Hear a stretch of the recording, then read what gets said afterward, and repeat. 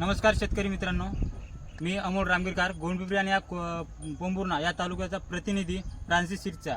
आम्ही आज आलो आहे तांड्या ह्या गावामध्ये रुपेश गुंजेकर यांच्या शेतामध्ये आणि यांनी लावले आहे फ्रान्सिस 221 हे सीड आपल्या शेतामध्ये लागवड केली आहे। तर आपण प्रत्यक्षात यायला विचारू का फ्रान्सिस 221 जे आहे सीड आहे ते कशा पद्धतीने रिझल्ट मिळाला आणि त्याचा रिझल्ट कसा आहे, फुटवे आहे का नाही आहे, आपल्या फुलपाती आली की नाही आहे, अगलेवाला कास्तकार पुढच्या वर्षीसाठी आपण हे लागवड करायची की नाही करायची हे प्रत्यक्ष आपण यांच्याकडून जाणून घेऊया।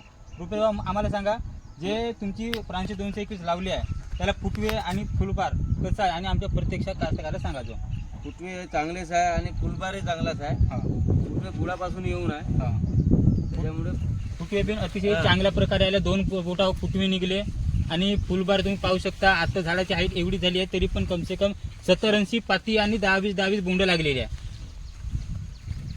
यंदा यांनी आपला 221 ची लागवड केली तर यांचं मन समाधानकारक असे आहे का 221 हे लावलं यंदा मला मागच्या वर्षीपेक्षा पण चांगलं उत्पन्न होईल यांची अशी आशा आहे। तर समोरच्या कास्तकारांना मला एवढं सांगायचं आहे की येणारा जो वर्ष आहे त्या वर्षामध्ये तुम्ही 221 ची लागवड करून जास्तीत जास्त आपल्या शेतामध्ये उत्पन्न घेऊ शकता।